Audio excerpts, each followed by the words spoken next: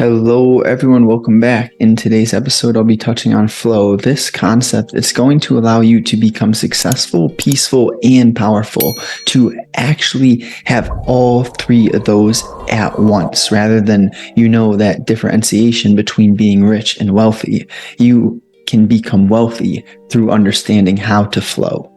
What is the difference between someone who creates a truly successful life versus someone who struggles? And the main way to sum this up is flow.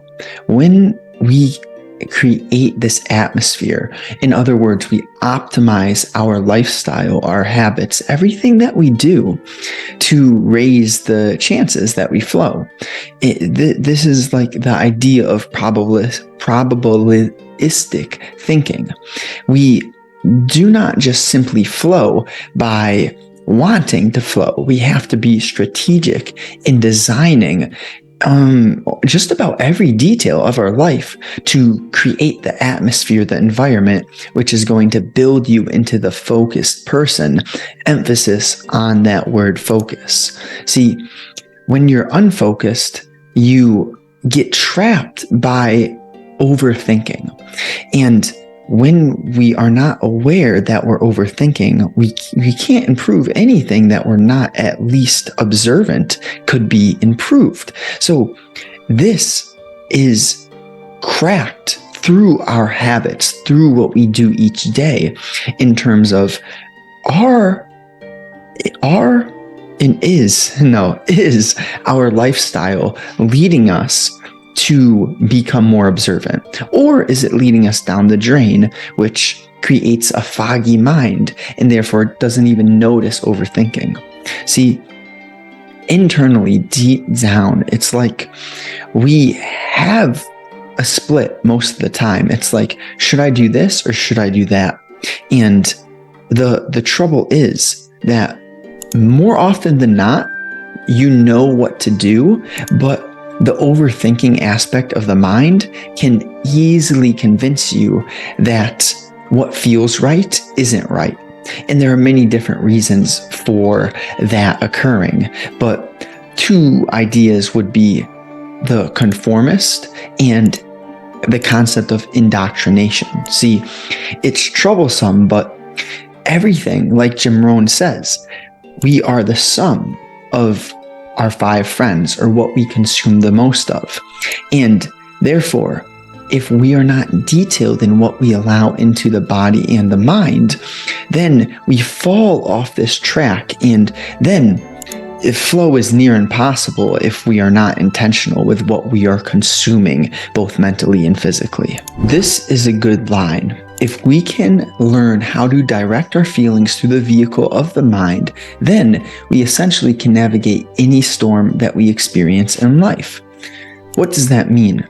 Essentially, you ever play a video game? If you get the cheat codes, you unlock the whole thing. It's not fun. Therefore, life's adversities, challenges, in the moment, of course, it's like, why me? But if you dig deeper, if you zoom out a bit, you realize, we need these challenges. Else, it's just boring. And see, people can stumble and say, oh, life is boring, but you know what that means? It is telling a story about themselves.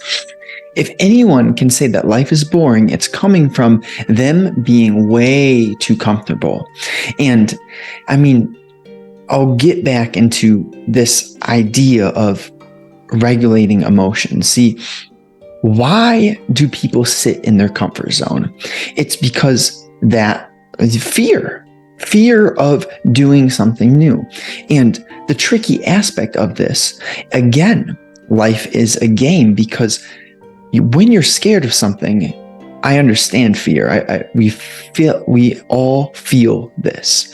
But the tricky aspect is, once you push into fear, you actually say, I accept that I'm scared, but I'm going to be courageous and go into fear.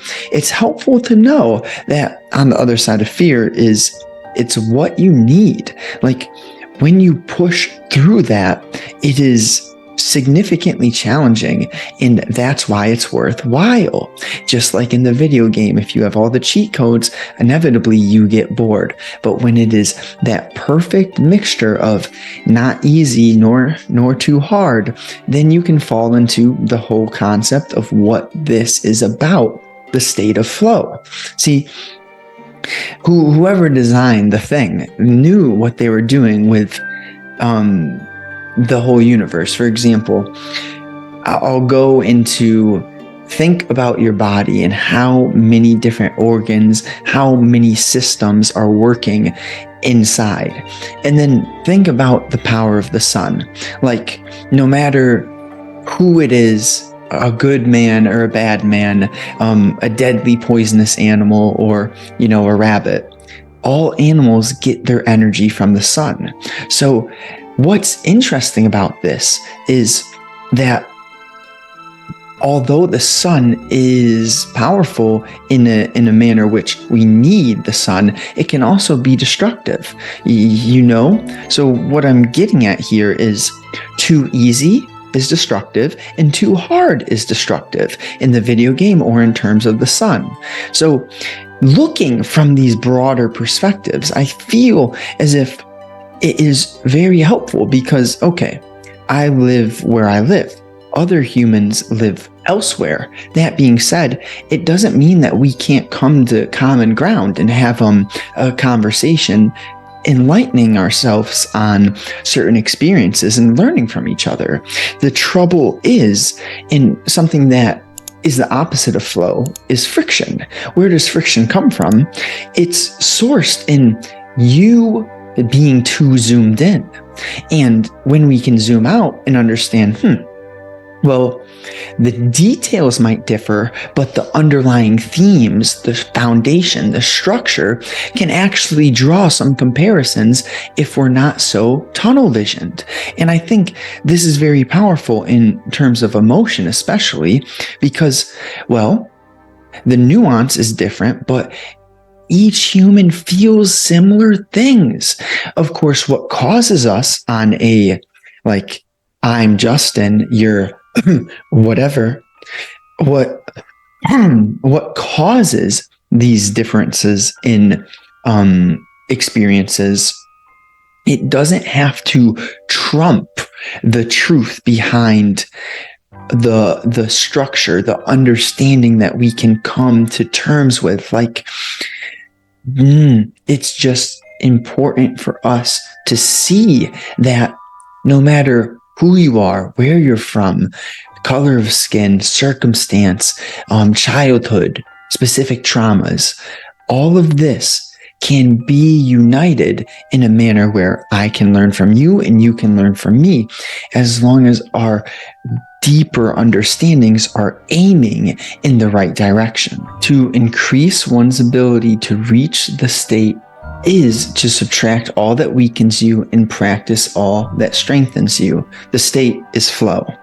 And this, what prevents us from doing this? Because what I said is not complicated, not one bit. But the thing is, we have defense mechanisms, primarily this idea of denial. So how can we identify denial? It is very tightly linked to friction. And what does friction feel like? For example, if you hear someone say something and then you feel this tension, you might be holding your breath, your stomach might be clenched, you can use these physical sensations to identify cognitive biases. And when we are observant enough of our emotions and our physical sensations, this can lead us to this healthy pathway of realizing, oh, I might be biased here, I might have denial here, and therefore by simply noticing it, we're moving in the right direction. See, like, that's the first step. And then after you notice something, only then can you start to begin questioning yourself and say, like, well, when they said this, I I started to feel this certain way. So does that mean that I have this bias toward blank? And see, the quality of your questions is going to directly correlate to the quality of your future and of your moment-to-moment experience. And see, it's this balance between not overthinking, but also asking yourself the right sort of high-level reflective questions. See, taking time to look back on your behavior, to try and unravel what causes you to feel the way you do and why are you acting the way you do. Here's a mini example from recently. I had this question: do I sleep in or do I not, essentially? And I don't need to give you context, but I don't sleep in. I wake up early because that's what makes me feel good. So this links to what I'm getting at is the answer was, well, have I regretted sleeping in before? Yes. Have I ever regretted going to the gym before? No. So that right there answered my question. You see, if I were to just ask a more shallow question, like, I don't know, but leading me to a conclusion which would be more likely to be sleeping in. But rather, I had to ask that both ends. Have I ever regretted going to the gym? That's a good question. If you can ask the things that propose you doing healthy actions and then sort of figure out a way to delete that which weakens you, you're moving the right direction. And well, how do we even identify what's weakening us? If we're not observant, like, what are the beginner steps to raising that observation ability and just beginning to catch yourself, whether it's a physical or a mental habit? I feel it starts with not being distracted constantly. And so what is distraction? It could be the phone. It could be your friends. You kind of get the theme there. And the opposite of distraction is being physically alone. That being said, even when you're physically alone, you could fall into a fantasy of overthinking. And then the thing is there, you are much more likely to notice you have fallen into the trap of overthinking when you are physically alone rather than when you're with other people or on your phone. See, of course, you can be on your phone when you're physically alone. So my point is, when you're physically alone, we need certain habits, like simply to sit on a hammock outside or to do some breath work, to read a book. When you're doing a habit that requires full focused attention, that's when you are going to be much more likely to catch the overthinking. And therefore, really the opposite of overthinking, the opposite of flow is overthinking. So if you want to flow to become peaceful, successful, powerful, and free, we have to learn to catch ourselves in the act of overthinking sooner than later. So you do this through the habit creation, the focused habits, while deleting that which distracts and numbs and fogs your mind. And let's say that you're doing something where you are around a lot of people and you're driving. You're not in a space where you can read or do a single focused habit. Some healthy, simple practices to regather your attention, to move back into the state of flow and get away from overthinking. If you just push your fingers together at the right pressure where you can feel the ridges between your fingers, that can help you get back to this state. Or the feeling of pressing your toes into the ground, your shoes, focusing attention on that sensation. Again, or you could focus on your breath.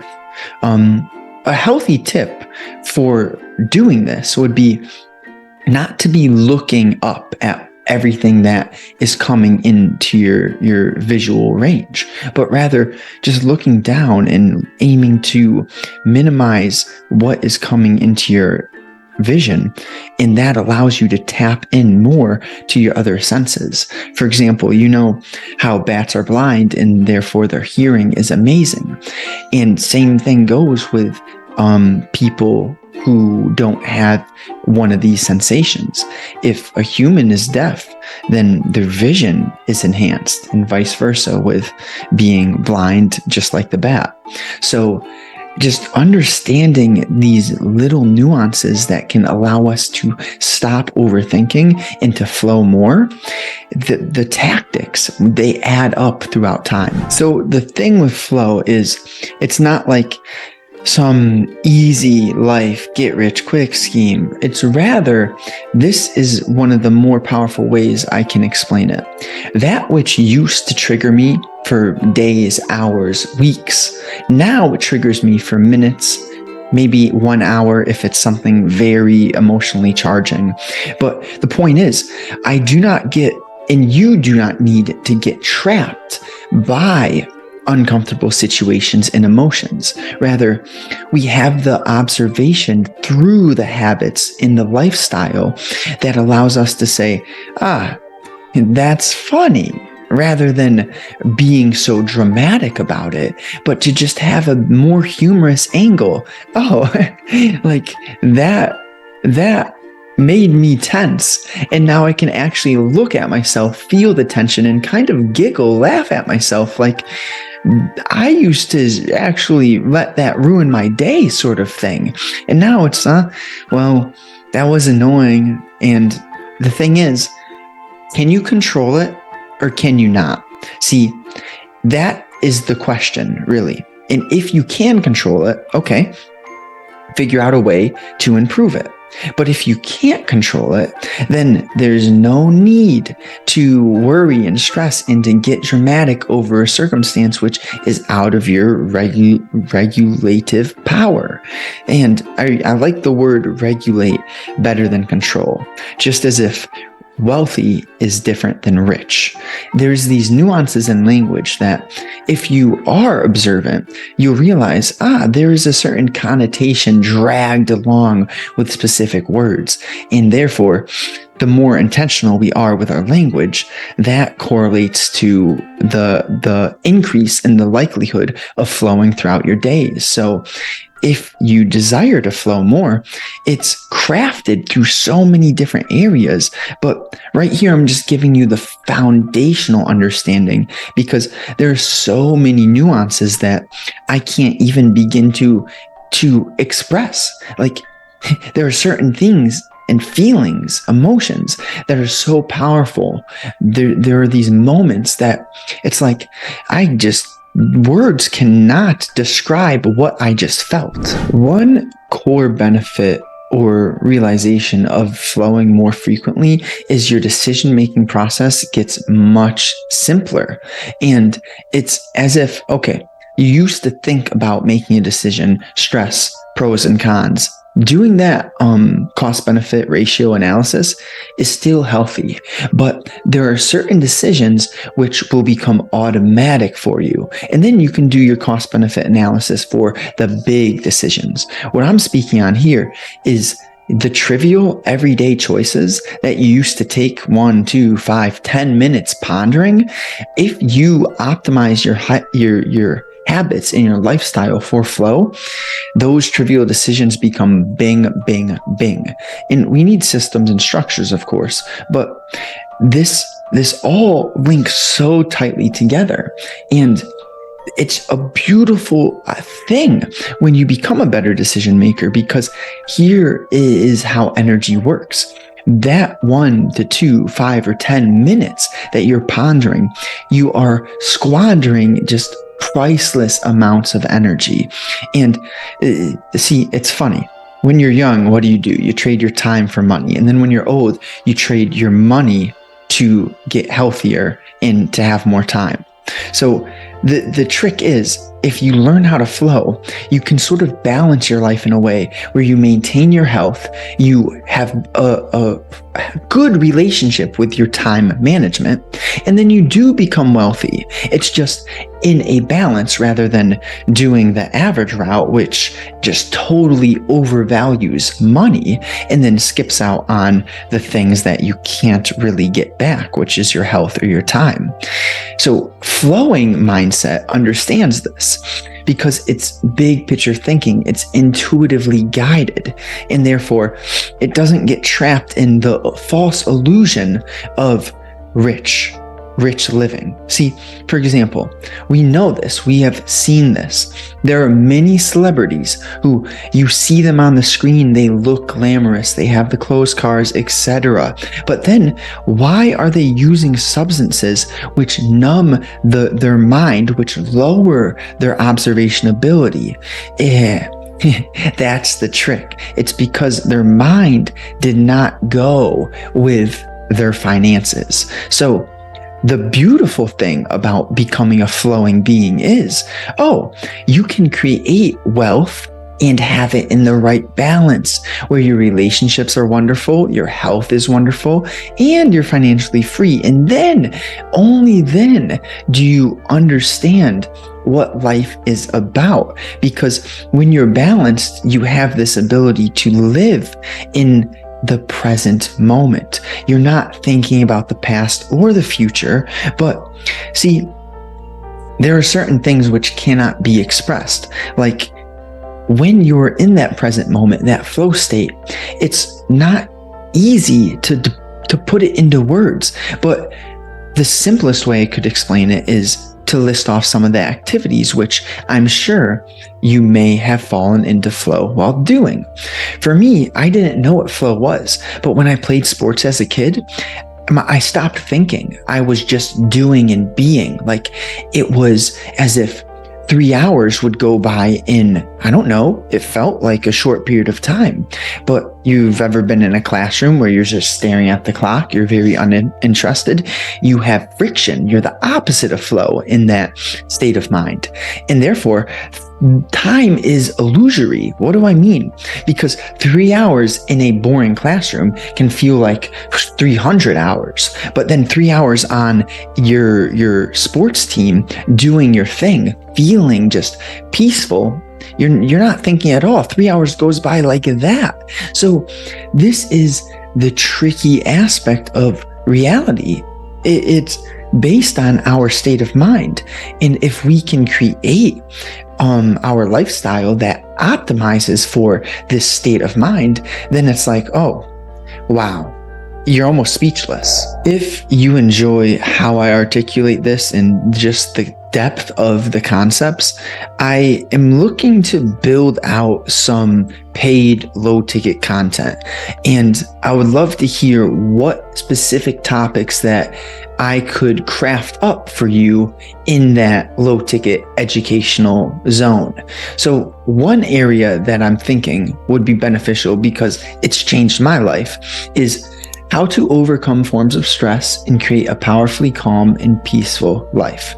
If that sounds good to you, or if you have any other ideas, just shoot me a DM on Twitter at Justin Egliskis, and I'll put the Twitter link in the description. There are certain ways of viewing yourself which will destroy the likelihood that you get into the flow state. And one way is being in a victim mindset, acting as if life happens to you, that you can't get a break. Life is hard. It's unfair. This person did this to me. See, it's not that you shouldn't ever have those thoughts. The magic is in catching yourself in that moment, realizing, wait, thinking like this is not going to help me. It just doesn't help. So why think like that? If it doesn't benefit you, what's the point? And then there's the survival mode of being, which is, I think it's further than the victim, but I'm not necessarily going to say anything is better than another. But the survival mode is just pure workaholic hyperachiever, not understanding how to respect oneself and to enjoy not working. And the thing that happens with the hyperachiever is they don't even enjoy working. They do it just to simply distract themselves from thinking. And hey, that's better. Not better, but is that more significant than doing absolutely nothing? I don't know. That's a choice that you make. But I came from this hyperachiever mode, and the trick, again, same thing with the video game. If you had all the cheat codes, it's no longer fun. When you come from this hyperachiever mode, you actually work so much that your productivity goes down the drain.